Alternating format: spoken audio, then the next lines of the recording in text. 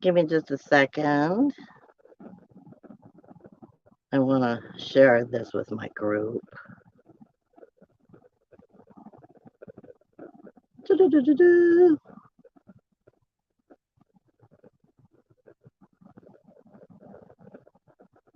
That's where the computers and stuff have been taking their time lately.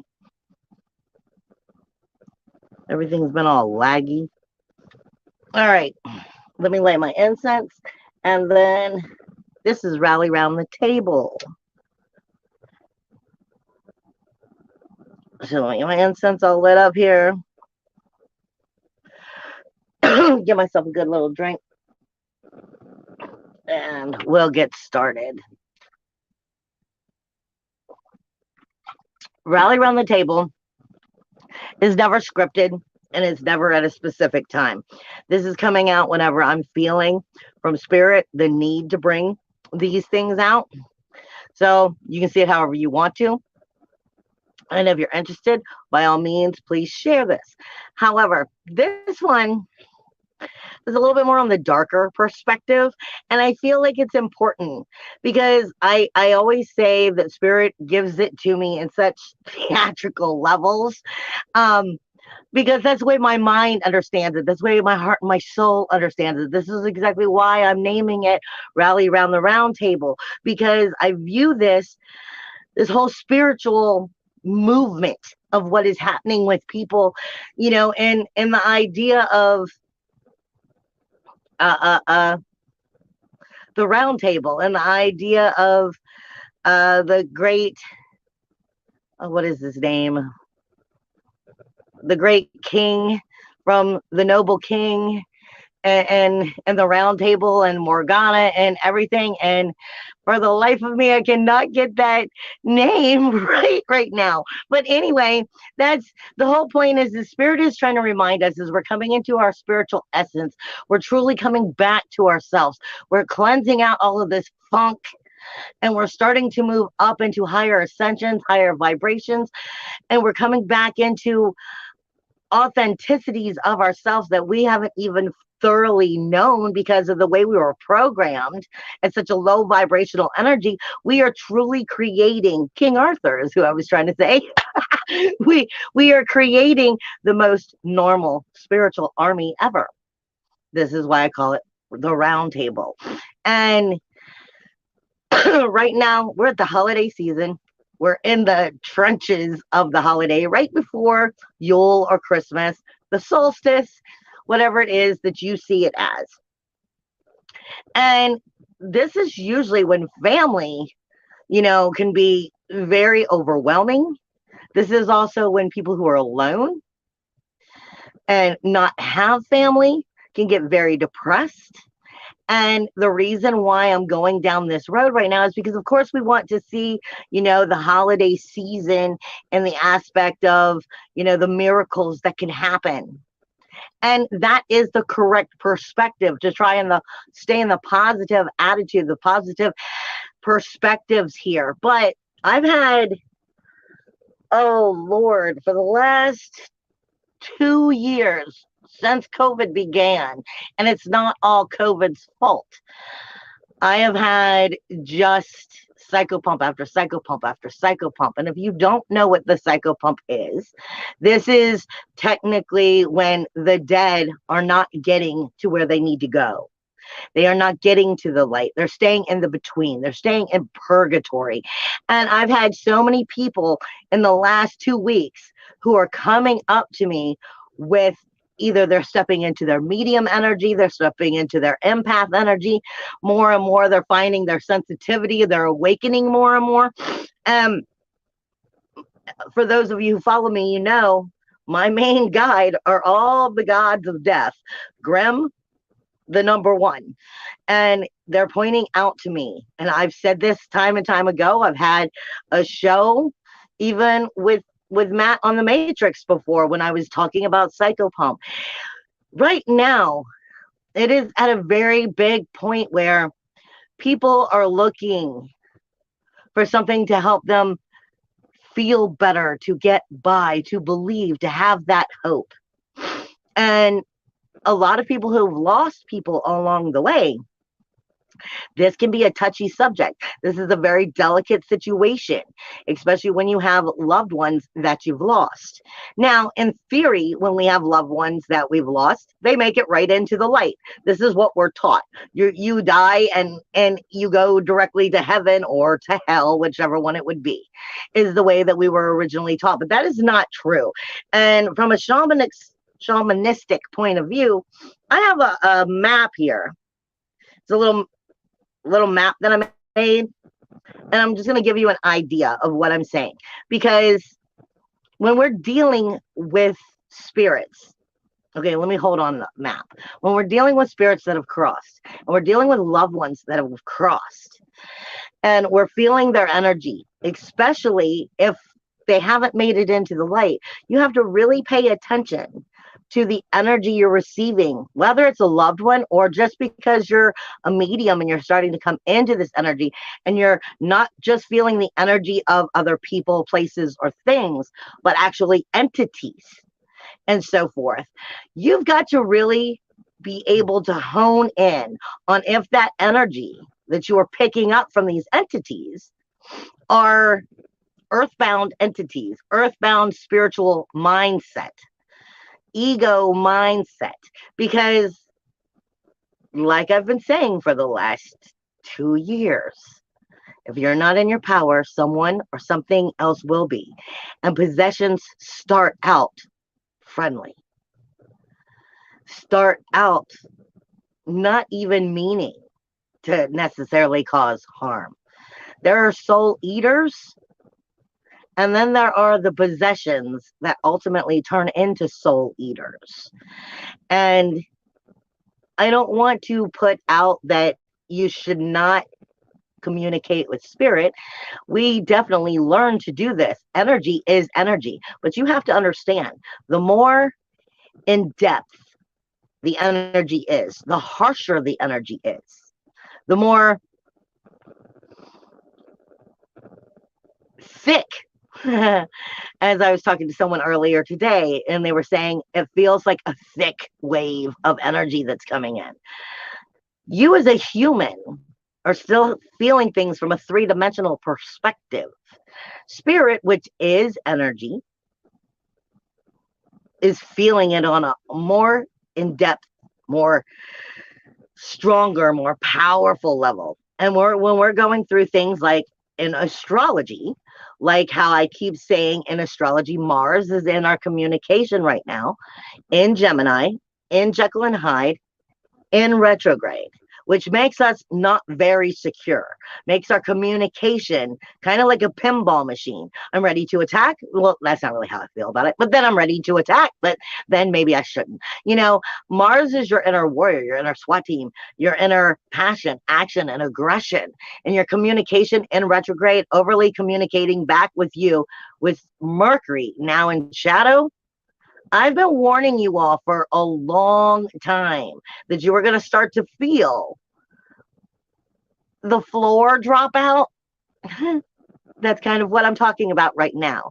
We've been floating around in the Alice in Wonderland tunnel for a while, but the floor has just dropped out and we're seeing a much bigger perspective now. Now, when we put this in the energy of the spirit and the entities, that could be friends, could be loved ones, could be ancestors, or just never was earthbound. You've got to realize the way you feel the energy, they feel it twice as much. And when we're having these emotional indifferences, what do you think's happening with them? And this is why I said, when we're dealing with spirit, and we're feeling the entity's energy, you have to really be able to sift through with a complete, let me turn off all my feelings and just really completely hone in on, am I feeling any earthbound energy, any ego energy that's still here? And I'm going to get to my map here in a second.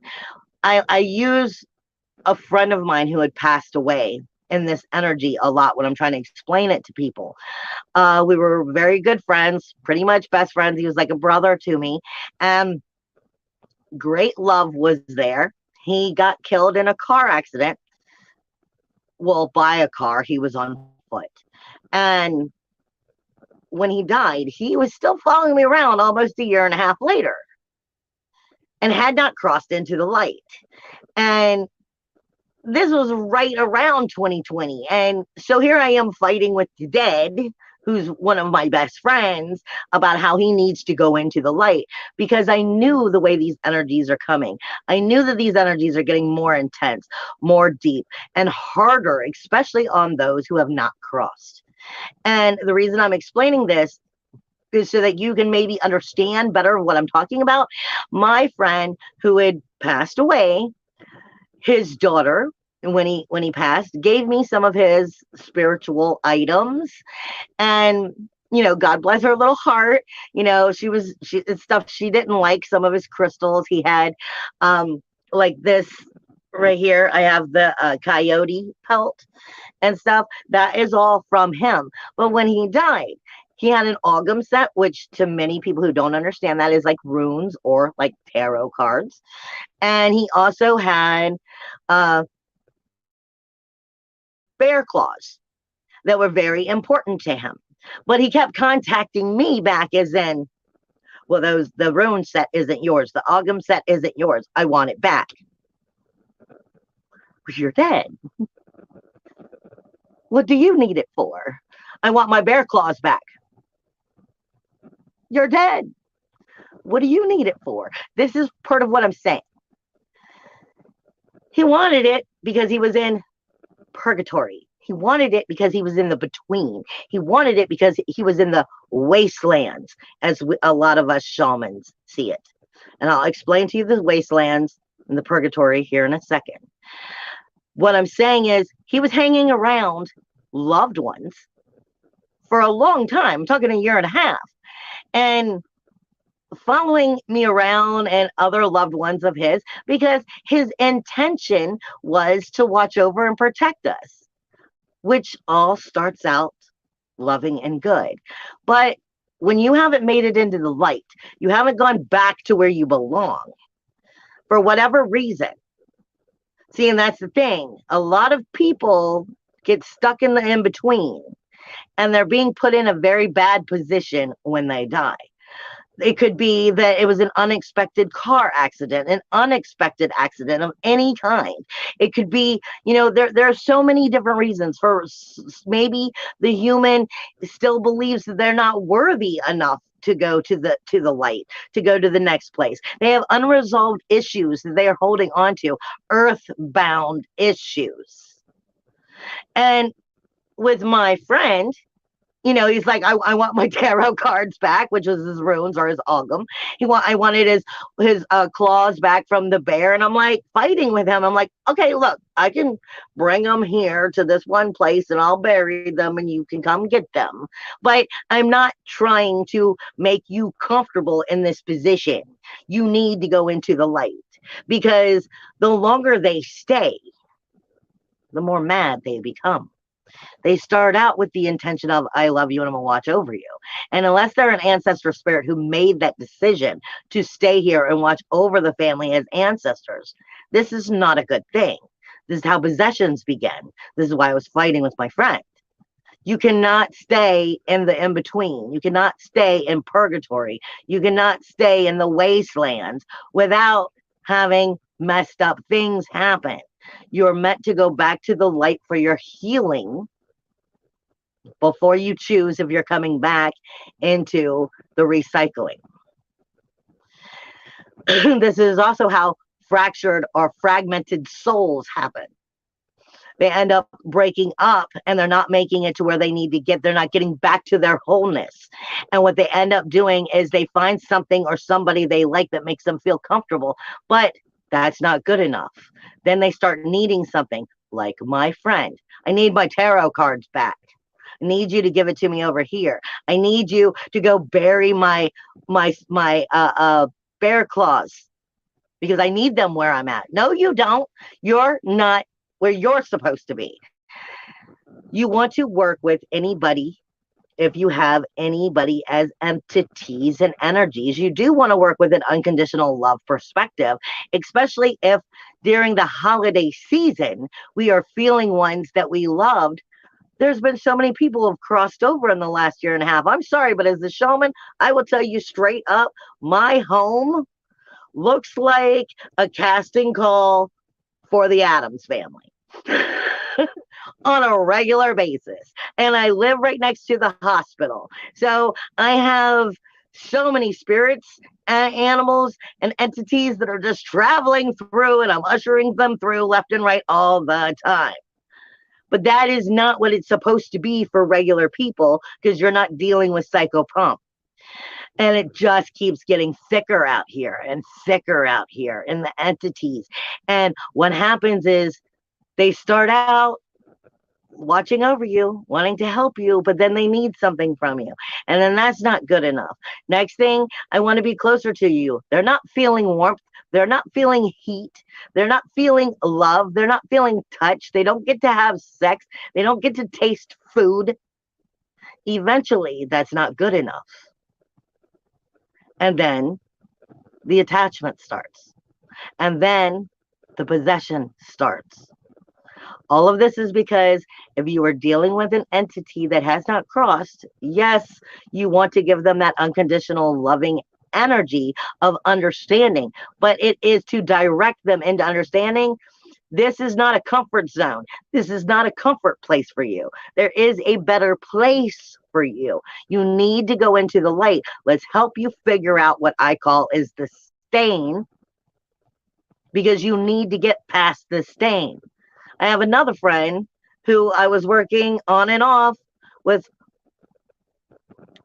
a person in her family for a little over a year, maybe even another year and a half situation, where I was walking with them through the stain. And I usually put ones that are having that much trouble crossing over on a spiritual perspective. I put them with the white wolf. And I always explain to them that nobody knows how to cry better than a wolf can howl. So the wolf can help them to cry out their problems and find their acceptance, to find their love of their own self so that they can move into the light. And then I check in on them with the wolf and make sure they are making progress. Let me show you the map, and I'm going to come back to explaining in just a second. The way I like to explain this is from all directions. This is a shaman map. Now, from all directions, this map looks like it's a piece of white cloth, right? Well, this would be the light or the tree of life. From both sides, it's white. The tree of life is as above, so below. It goes all the way around. So you can get to the light going either direction. You can get to the light by going down and all the long ass way around to the light, or you can go straight up to the light. Now, if you take, like I said, the map of the spiritual world, you flip it over. Now you have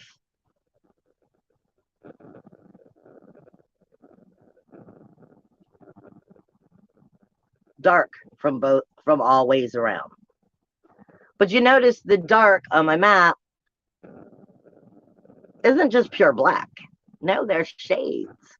There's shades of in between. And just like I said, as above, so below, your map has two sides. You could get to the dark by going up and all the way around to the dark, or going down directly into the dark. As above, so below, inside of you, in which all of it flows. You have to understand the dark is not just purely dark. It has shades of all kinds of ideas and all kinds of confusion, which makes you start to come into the wastelands. This is what I call the wastelands. There's many different realms of wastelands. When we as shamans or healers go into working with fragmented souls, We're going into these wastelands specifically looking for the fragmentation, the fractals of the soul, so that we can bring it back, because they hide until they're ready for the healing or until they're ready for the lessons. For me specifically, I've learned in my shaman journeying and my shaman working that if I'm doing a soul retrieval and I'm doing fractal retrievals, that I have to go find the soul part that's hidden within the wasteland, and that I have to hear its story. But I will never tell my client its story, because I'm the one who's responsible for hearing that story. If making it whole, the soul will tell you the story. If making it whole, the soul needs not to tell you its story, it won't. But it will bring back additional energies. The idea here is more important than you. I say all the time, I work with people all the time of, let's get to your depths and your roots of your issues and heal all of the blockages emotionally, mentally, spiritually, physically. It's not just words. Because if you don't, when you die, you need somebody like me, somebody on the other side who's going to be willing to help you fix these fractals and put the soul pieces back together and get you into the light. I don't know how many times, like I said, unfortunately, my home anymore is starting to look like a casting call for the Addams family, because I have so many spirits that just are not getting where they need to get. They're confused for whatever reason. But it's most important, if you are somebody who is letting or feeling the energy, identifying and speaking to the entities that you are feeling, especially if they're loved ones that have crossed. Let them know that you love them. But it's not good for them to stay here with you. It is not a place for them to make a comfort zone out of, because ultimately, you're the three-dimensional body that gets to feel heat, gets to feel the warm comfort of the fuzzy blankets, that gets to taste that pizza, that gets to have sex, that gets to feel things.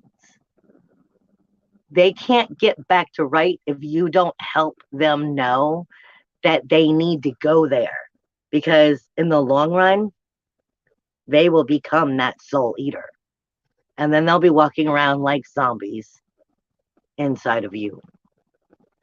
I don't want to put out panic, but like I've been saying for a long time, if you're not in your power, someone or something else will be.